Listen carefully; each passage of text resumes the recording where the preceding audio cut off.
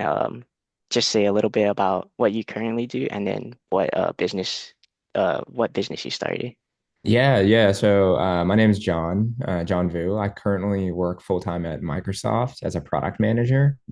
And then on the side, I'm like working on this little small project to help people reconnect with their own relationships a little better.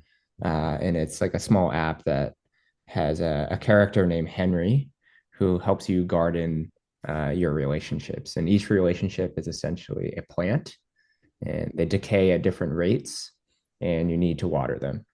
And so this is like a really simple solution to help people keep in touch with one of their most important things, which is their people. And so that's kind of the mission and the goal.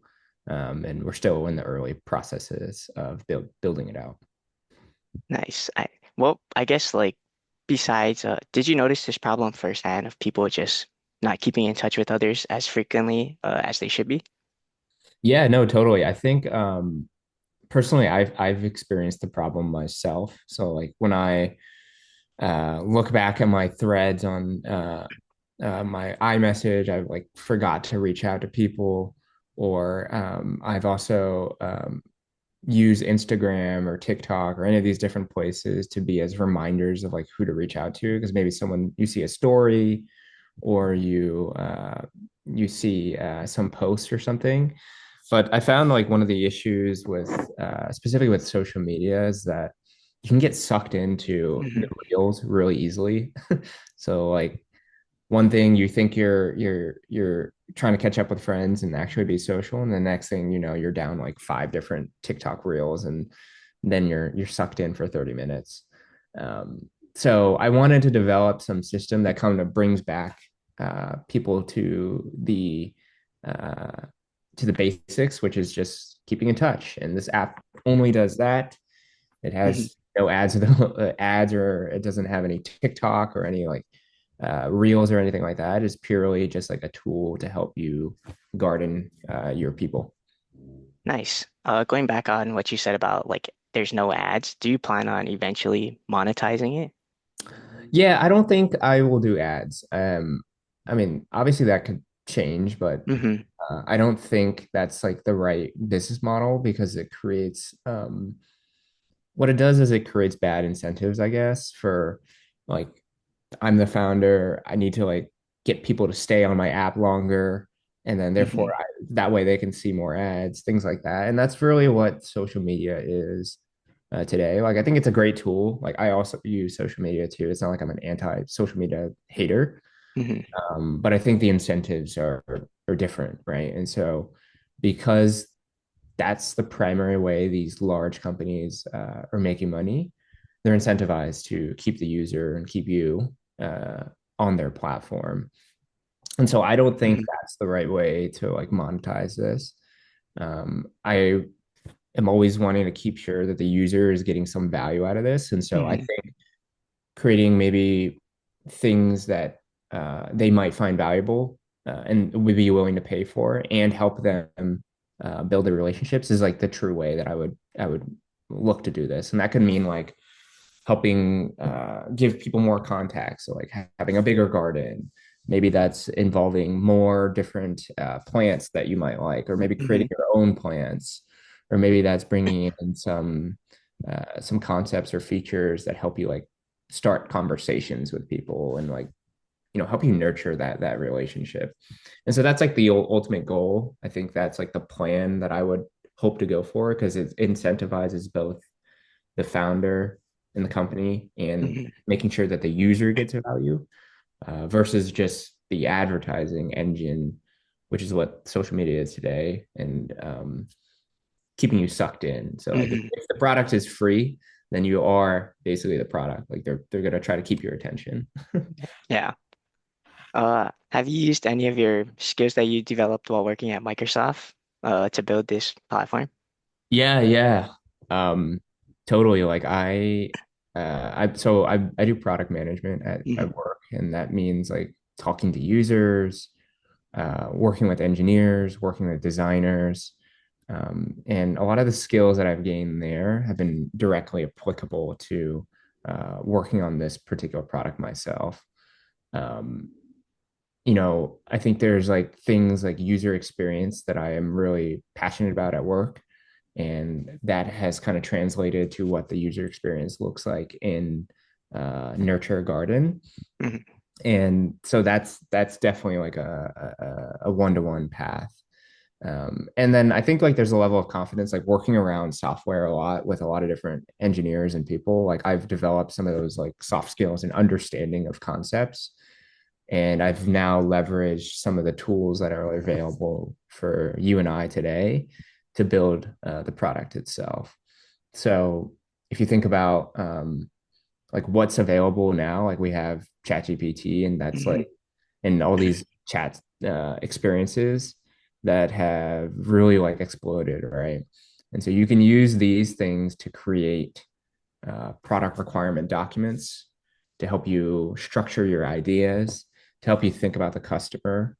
And so there's like some pieces like that. And then I've also used some of the AI tools available. So like Cursor, which allows you to use AI assisted coding to develop the app. So I think, yeah, like totally a bunch of skills that I've taken from Microsoft have been pretty applicable to this project as well. Nice. I was just about to ask you if you Yeah. used any AI. Yeah, no, Uh, no, totally. I mean, a lot of it was built off of AI, but okay, so I think this is an interesting thing. I think vibe coding and AI assisted coding in general kind of has like a bad rap. And mhm, I think I think they're great for business founders and people that are starting right now, right? Like this can give you a quick avenue to test a business model to get something out there. mhm. But then eventually, like if your business is going well and you've validated that it works and it people like it and you have demand, like you definitely want to bring in like people that are really good at software development and help them scale the product or build it out better and things like that. So like I think these tools now like give you that quick first jump to see if it's good. And then you're not wasting anyone else's time by like Hmm. having to go and like, oh, like engineer, can you help me like build this product? And it's going to be messy and it's not really going to work. And I'm going to have to figure out what features are important or not. They don't have to do that. The AI tools will Yeah. help do that. Yeah, I definitely agree. I think we'll start to see a lot of smaller bit like people trying to start these online platforms in the Yeah, next coming yeah, years. yeah. But yeah, I guess my last question is what is something that you wish you knew before you started this project? Wow. Oh, I wish I knew how hard it was to like get people to like I guess get people to see your product, right? Hmm. Like the hardest part is not really building a product. The hardest part is finding the distribution channel and getting in front of people and communicating that value to them. Um, when you look around, there's lots of products. They're everywhere, right? Hmm. And they all started somewhere, and they all had to get in front of your eyes and take your attention and say, hey, this is good for you. Um, and so I think that's like the hardest part about this. Like, sure, there are 8 billion people on this planet or Hmm. whatever it is now, but how do you get in front of 8 billion people? And so I think it's a tough challenge to get in front of them and then take their valuable time and their Hmm. valuable energy and say, hey, this thing could benefit you, and then convince them. And so that's definitely the challenge and the hardest part about any business. Like what not the product, is it like Hmm. there's always better products out there, right? And it's about how you position it and how you get in front of people and how you tell that story. That's difficult. So I think that's Uh-huh. what I wish I knew starting out, but like I'm also learning about it, so Yeah. we'll figure it out. Yeah, yeah. I guess going off of that, what is your marketing strategy for trying to drive more people onto this? Yeah, so I'm pretty like novice in terms of like figuring out funnels and things like that. So like I understand them, but I've never done and built my own myself. Like Hmm. being working at Microsoft, we have the privilege of it's already out there. Yeah. If I want to turn on a feature, it's going to go to millions of people anyway. So that's not a challenge. So I'm learning a lot about that. Right now, I've been using Reddit a lot. Like Nice. It's because like what you want to do is you want to start off with a small group of people just to feel it out and see. So using Reddit to like show to other people that are building startups, like, hey, this is what I'm building. What do you think? Good way to get like the first bits of users.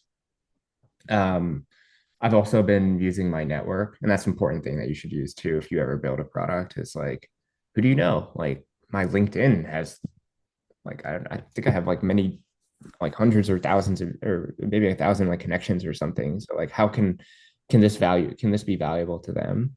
Hmm. So sharing stuff there is super helpful, and I think that's how we actually got in touch about this. And then friends, family, things like that. I think some of the things I want to try next are um, like social media. And so like people that are really interested in marketing, like I would love to talk to people that are interested in like social media marketing or TikTok or Instagram.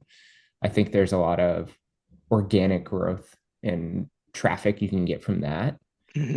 Um, and like Nurture Garden would be like a perfect place for I think a lot of people that are maybe sucked into social media like TikTok or Instagram and say, hey, you've been watching these reels. Why don't you reach out to your friend, try Nurture Hmm. Garden or something like that? So I think that's a cool area. And then, there's like so many different marketing channels, word of mouth. Uh, I think you could even go low tech, like stickers and things like that, like with a QR code.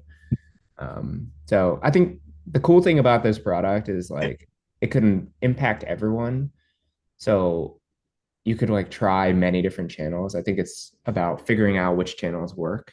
And so I'm still in that discovery phase of like what's going to work. Right now, Reddit's working, LinkedIn's working, word of mouth is working. But as soon as I want to scale more and after I figure out the product, we'll probably need to try other things. Yeah. Well, I've used the app and Yeah. I I found it enjoyable. So Nice. I'm gonna keep using it. But thank Yeah. you for taking the time to meet with me. Yeah, of course.